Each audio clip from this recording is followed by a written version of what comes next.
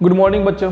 तो आज हम लोग पढ़ने जा रहे हैं आपका बायो का लास्ट चैप्टर जो कि है आवर इन्वायरमेंट। ये चैप्टर छोटा सा चैप्टर है बट ये इम्पोर्टेंट है regarding your board exam. Board exam में मान के चलो इससे 4 या 5 नंबर का क्वेश्चन आता है, इन्वायरमेंटल इशू पे आता है, टॉपिक लेवल पे चले आता है, लॉ ऑफ 10% या बायो मैग्निफिकेशन पे चले आता है। तो इस चैप्टर को हम 2 छोटे छोटे लेक्चर में कंप्लीट करेंगे और आज से एक नया ट्रेंड स्टार्ट किए कि जो भी हम आपको पढ़ाएंगे ना वो हम बोर्ड पे ऑलरेडी लिख देंगे, उसके बाद आप लोग को पढ़ाएंगे। इससे क्या होगा कि आप लोग को एक प्रॉपर नोट्स भी मिल जाएगा, अलग से हमको नोट्स देना नहीं पड़ेगा। अगर आप लोग कहो तो डिस्क्रिप्शन में लिंक डाल दूंगा, जो भी बोर्ड पे लिखा जाता है उसका एक पिक लेके डाल दूंगा तो आप लोग को ईजी रहेगा। चलो हम लोग पढ़ने क्या जा रहे हैं, आवर इन्वायरमेंट। देखो इन्वायरमेंट जो है ना बेसिकली वो 2 चीज़ से बना है, एक लिविंग एक नॉन लिविंग। इन्वायरमेंट जो भी बना है आपका, जैसे ये एक इन्वायरमेंट हो गया तो उसमें लिविंग चीज़ भी नॉन लिविंग भी है। तो जो लिविंग कंपोनेंट होते हैं उसे कहते हैं बायोटिक कंपोनेंट और जो नॉन लिविंग होते हैं उसे अबायोटिक कंपोनेंट कहते हैं। तो इन्वायरमेंट 2 फैक्टर पर डिपेंड करता है, लिविंग एंड नॉन लिविंग। ये बात को हमेशा याद रखना।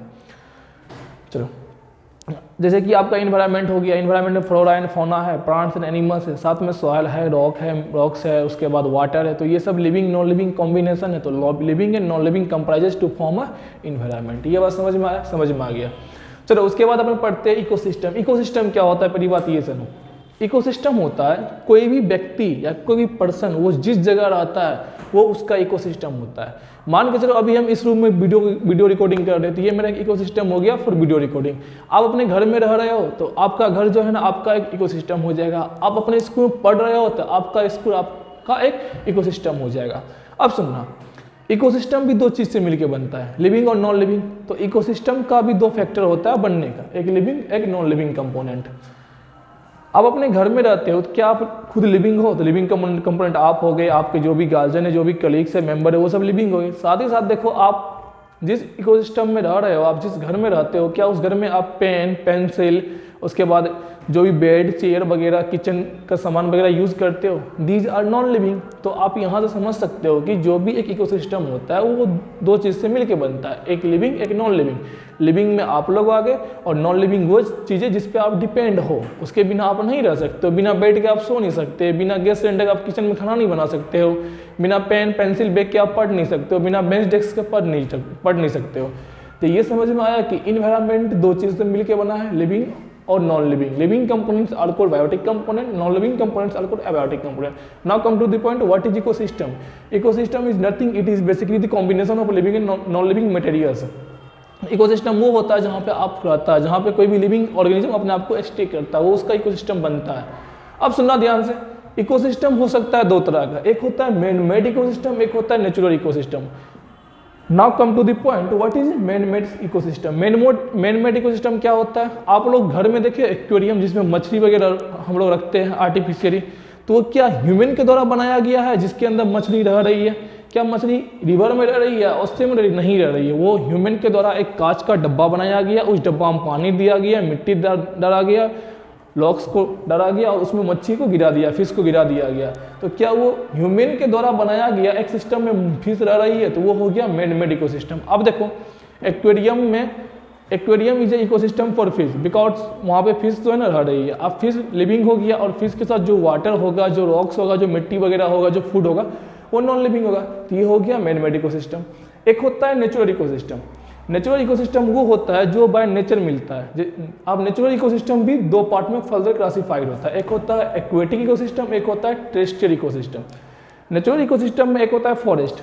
अब देखो फॉरेस्ट में आपको प्लांट्स मिलेंगे, एनिमल्स मिलेंगे, उसके बाद मिट्टी वगैरह मिलेंगे, रॉक्स मिलेंगे, चट्टाने मिलेंगे, मतलब fauna flora plus living non living दोनों मिलेंगे। तो वो हो गया terrestrial ecosystem because they lies on earth, और अर्थ नहीं, दे राइज ऑन लैंड। अब सुनो, एक होता है एक्वेटिक इकोसिस्टम। एक्वेटिक इकोसिस्टम यानी कि जो इकोसिस्टम पानी के अंदर मिल रहा है। तो पानी भी 2 तरह का होता है, एक मेरीन वाटर, एक फ्रेश वाटर।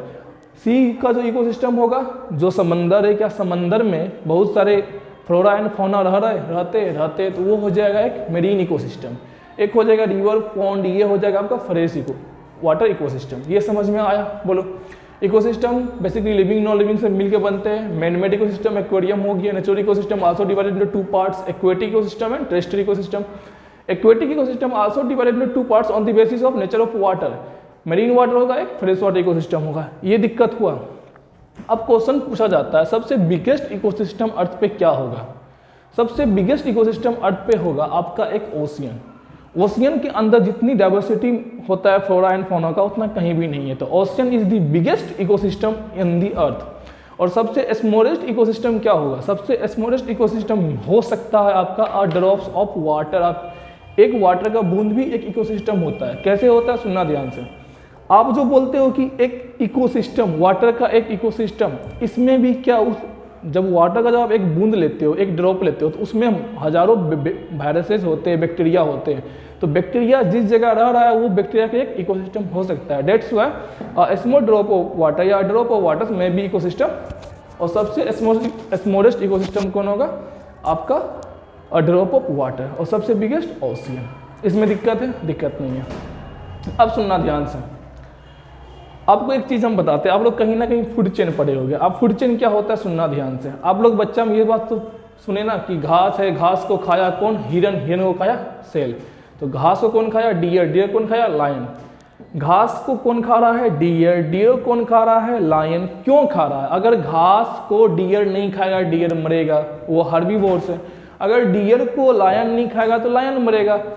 अगर कोई और मतलब वेराइटी होगा लायन के पास खाने के लिए तो लायन जिंदा रहेगा। अगर मान के सिर्फ डियर ही बचा है लायन के खाने के लिए तो लायन जिंदा रहेगा, बिना इसे खाए नहीं रहेगा। तो क्या एक चेन बनता है कि घास है तो डियर है, डियर है तो लायन है। अगर डियर खत्म तो लायन खत्म, अगर घास खत्म तो डियर खत्म। अगर घास खत्म होगा तो ना डियर बनेगा, और जब डियर खत्म होगा तो लायन खत्म हो जाएगा।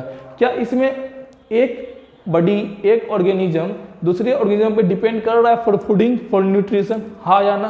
तो इसी कहा जाता है फूड चेन। क्या कहा जाता है? Food chain. फूड चेन क्या होता है सुनना।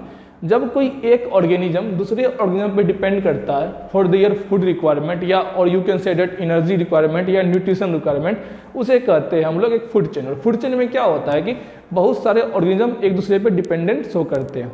अब एक फूड चेन में कितने ऑर्गेनिज्म हो सकते हैं, कितने मेंबर हो सकते हैं? तो बहुत से बहुत 4 या 5 मेंबर होते हैं, उससे ज़्यादा मेंबर नहीं होते। उससे ज़्यादा मेंबर क्यों नहीं होते ये हम इसका सेकेंड पार्ट में आपको बताएंगे। पर अभी के लिए हम बोल दें, अगर जितना ज़्यादा मेंबर होगा एक फूड चेन में, एनर्जी का flow one trophic level to other trophic level कम हो जाएगा। ये बात समझ में अभी नहीं आएगा, बट आएगा नेक्स्ट लेक्चर में। सुनना ध्यान से।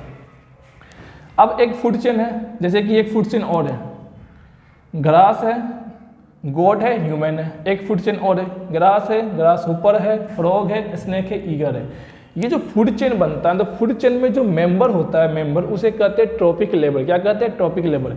मान के चलो ये फूड चेन में ये फर्स्ट स्टेज पे जैसे T1 ट्रॉपिक लेवल 1, गोट नंबर 2 पे है तो ट्रॉपिक लेवल 2, गोट नंबर 3 पे ट्रॉपिक लेवल 3।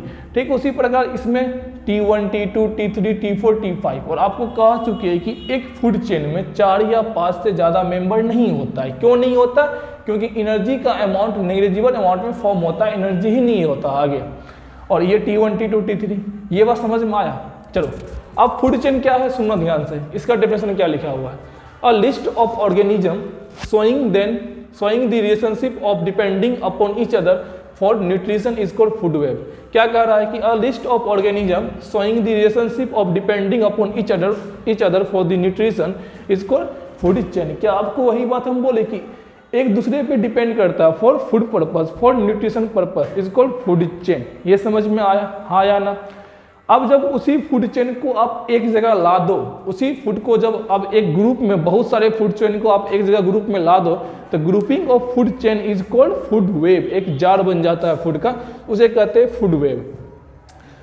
अब देखो फूड वेव में क्या होता है, मान के चलो ये एक अलग फूड चेन था, ये अलग फूड चेन था, ये अलग फूड चेन का, अगर आप इन सबको कंबाइन कर दिए तो वो क्या बना लेगा? वो बना लेगा फूड वेव। अब फूड वेव में क्या देखने को मिलता है कि फूड वेव जब भी बनता है तो वहाँ पे मोर देन 2 या 3 फूड वेव हो। अगर फूड वेव जब भी बनता है तो वहाँ पे मोर देन 2 और 3 फूड चेन होगा। इससे क्या होता है, किसी भी एक इंडिविजुअल के लिए जो खाने का जो लिस्ट होता है, ऑप्शन होता है ना, वो बढ़ जाता है। मान के चलो अभी लायन है, सिर्फ डियर को खा रहा है, अगर इसके साथ ये तीनों फूड चेन मिक्स कर देगा तो लायन गोट को भी तो खा सकता है। तो किसी एक जने के लिए खाना का जो रिक्वायरमेंट होता है, जो न्यूट्रिशन का जो रिक्वायरमेंट होता है वो बढ़ जाता है, और किसी एक के लिए वो घट जाता है, डिसएडवांटेज हो जाता है। ये समझ में आया? तो फूड चेन का, एक फूड वेव का अपना एक एडवांटेज भी है, डिसएडवांटेज है। डिसएडवांटेज यह है कि जितना ज़्यादा फूड चेन होगा एक साथ, उतना ज़्यादा ही कोई ना कोई एक स्पीसीज का मतलब वहाँ से विलुप्त होने का खतरा बना रहेगा।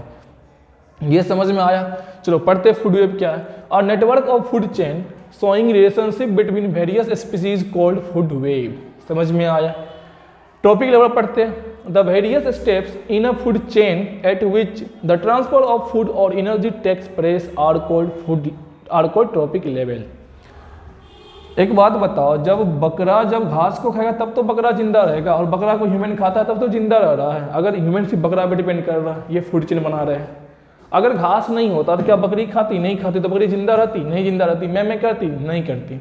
अब सुनना ध्यान से, घास, कोई भी घास यानी कि प्लांट्स अपना खाना कैसे बनाता है? खाना बनाता है वो through the process called photosynthesis.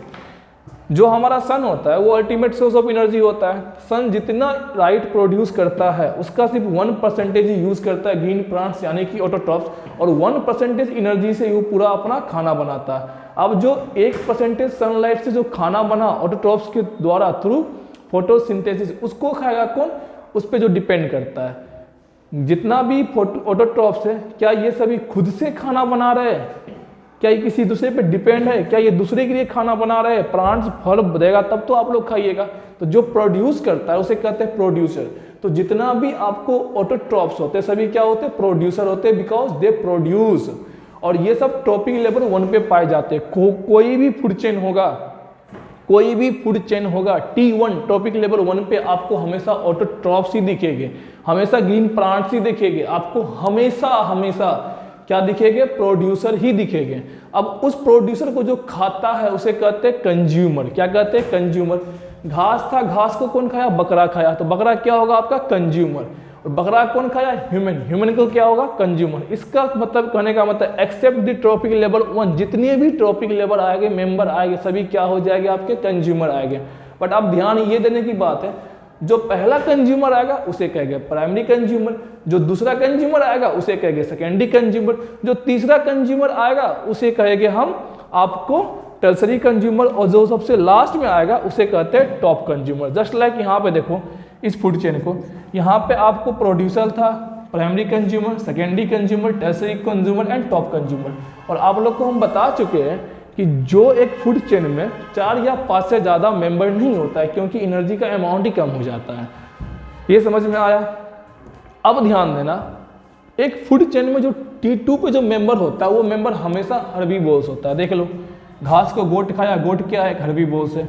घास को ग्रास ऊपर खाया, टिड्डा, वो भी एक हर्बीवोर्स होते हैं। घास को डियर खाया, वो भी हर्बीवोर्स होते हैं। मतलब T1 हमेशा प्रोड्यूसर होगा, वो हमेशा क्या होगा? आपको प्रोड्यूस करेगा, और ऑटोट्रॉप्स ही होगा। T2 और T2 के अलावा जो भी होगा सभी कंज्यूमर होगा। T2 प्राइमरी कंज्यूमर होते के साथ along with primary consumer they are herbivores. ठीक है ना? अब सुनना ध्यान से, जो T3 या T4 के बाद जो भी आएगा वो सभी कार्निवोर्स या ओमनिवोर्स हो गए। देख लो, लायन क्या कार्निवोर्स है, ह्यूमन क्या ओमनिवोर्स है, फरोग क्या कार्निवोर्स है, स्नेक क्या ओमनिवोर्स है, ईगर क्या ओमनिवोर्स है। मतलब ये बात समझ में आ गया। अब सुनो, आगे 12 टॉपिक लेवल हमेशा अपने पीछे वाले टॉपिक लेवल पे डिपेंड करता है। पीछे वाले टॉपिक लेवल हमेशा अपने आगे वाले टॉपिक लेवल पे डिपेंड नहीं करता है। T2 T1 को खाएगा, T3 T2 को खाएगा, T4 T3 को खाएगा, T5 T4 को खाएगा, ना कि T1 T2 खाएगा। ये बात हमेशा याद रखना। अब सुनो, यहाँ से क्वेश्चन बनता है, मान के चलो 3 टॉपिक लेवल का एक फूड चेन है, घास है, हिरन है, सेल है। अगर आप हिरन को हटा दिए तब क्या देखने को मिलेगा? अगर हम T2 को हटा देंगे तो T2 के बाद जितना भी टॉपिक लेवल है T3 T4 T5 सभी खत्म हो जाएगा। यहाँ पे सिर्फ एक ही टॉपिक लेवल है T3, तो यहाँ लायन ऑटोमेटिक खत्म हो जाएगा। अगर आप जिस टॉपिक लेवल को हटाते हो किसी फूड चेन से, उसके बाद जितना भी टॉपिक लेवल होता है वो अल्टीमेट वाइप आउट हो जाता है, क्योंकि वहाँ पे न्यूट्रिशन खाना नहीं मिलता। खाना मिलने की वजह से उस स्पीशीज का वाइप आउट होना संभव हो जाता है। तो ये क्वेश्चन एनसीईआरटी पूछता है, what will be happen if we wipe out our topic level from a food chain? If we will wipe out a topic level from a food chain, then all the members that depends on particular topic level will eventually wipe out. समझ में आया? कोई दिक्कत बोलो? ये question पूछता है, ये क्वेश्चन आपको पूछता है। अब सुनना ध्यान से, घास को खाएगा गोट, गोट को खाएगा हिरन, मतलब गोट को खाएगा कौन, ह्यूमन। घास को खाएगा डियर, डियर को खाएगा लायन। तो एनर्जी कहाँ से कहाँ गया, पहले घास में जो खाना खाया उसको बकरा खाया, बकरी को एनर्जी मिला, फिर बकरी में जो उसको कौन खाया, ह्यूमन, तो ह्यूमन को एनर्जी मिला। तो एनर्जी का जो फ्लो होता है ना, न्यूट्रिशन का फ्लो होता है फूड चेन में, खाना का फ्लो होता है। तो न्यूट्रिशन जो खाना वही जब डाइजेस्ट होता है तो क्या उससे एनर्जी बनता है, आप लोग पढ़ चुके हो ऑलरेडी रेस्पिरेशन में। तो इसका कहने का मतलब यहाँ पे एनर्जी का भी क्या होता है, फ्लो होता है। तो एनर्जी का फ्लो हमेशा टॉपिक लेवल प्राइमरी टू मतलब प्रोड्यूसर टू कंज्यूमर जाता है, वो पीछे नहीं जाता है। तो flow of energy is uni direction, वो एक ही डायरेक्शन में फ्लो करेगा, वो बाय डायरेक्शन नहीं होता है। अब सुनना, आपको हम ये चीज़ नेक्स्ट पार्ट में पूरा क्लियर कर देंगे। अभी सिर्फ ये सुन लो कि जैसे जैसे टॉपिक लेवल आगे बढ़ता है ना, तो एनर्जी का अमाउंट कम हो जाता है। इसलिए एक टॉपिक लेवल में मेनली 4 से 5 मेंबर ही होते हैं। ज़्यादा मेंबर के बाद क्या हो जाता है, टॉपिक लेवल में एनर्जी बचता ही नहीं है। जब एनर्जी ही नहीं बचेगा तो आगे बड़ा खा क्या करेगा। कोई भी चीज़, हम लोग फूड क्यों खाते हैं, why do eat food, to get energy. बच्चे हम पढ़े हो 7th में 8th में 6th में, तो वही बात यहाँ पे भी है। अब एक होता है बायोडिग्रेडेबल सब्सटेंसेज, एक होता है नॉन बायोडिग्रेडेबल सब्सटेंसेज। जो डिजॉल्व हो सके उसे क्या कहते हैं, बायोडिग्रेडेबल सब्सटेंसेज, जस्ट लाइक आपका ऑर्गेनिक वेस्ट। और जो डिजॉल्व नहीं हो सके, जो डिग्रेड नहीं हो सके नेचर में, उसे कहते हैं non biodegradable substances. Example DDT होता है, केमिकल्स होता है, फिर प्लास्टिक होता है। ये सब धरती में कभी खत्म नहीं होता है। एक होता है डिकम्पोजर। डिकम्पोजर क्या होता है, जो डिकम्पोज करता है किसी भी चीज़ को। आप लोग देखे होंगे हाईवे वगैरह एनएच के बगल में जो भी कुत्ता बिल्ली मर जाता है वो फेंका रहता है, फिर वो कुछ टाइम बाद ऑटोमेटिक वो डिग्रेड हो जाता है। तो डिग्रेड कौन करता है, बैक्टीरिया और वायरसेस। तो बैक्टीरिया और वायरसेस जो होता है उसको डिकम्पोज करता है, तोड़ता है। तो बैक्टीरिया और वायरसेस डिकम्पोजर होता है। डिकम्पोजर वो होता है जो डिकम्पोज करता है, विच डिकम्पोज सब्सटेंसेज। ये आपका पार्ट 1 था, इसमें दिक्कत है, दिक्कत नहीं होना चाहिए। आपको सिर्फ ये याद रखना है कि T1 हमेशा प्रोड्यूसर होता है, T2 हमेशा primary consumer, T3 secondary consumer, उसके आगे टर्सरी, उसके आगे टॉप कंज्यूमर। T1 को छोड़ के बाकी सब कंज्यूमर होते हैं। कंज्यूमर जो कंज्यूम करे, कंज्यूम किसको कर रहा है, प्रोड्यूसर को। प्रोड्यूसर जो प्रोड्यूस कर रहा है, क्या प्रोड्यूस कर रहा है, कंज्यूमर को खाने के लिए। फूड चेन क्या होता है, ये याद कर लेना। फूड वेब क्या होता है, ये याद कर लेना। ट्रॉपिक लेवल क्या होता है, ये याद कर लेना। मतलब पता चल गया।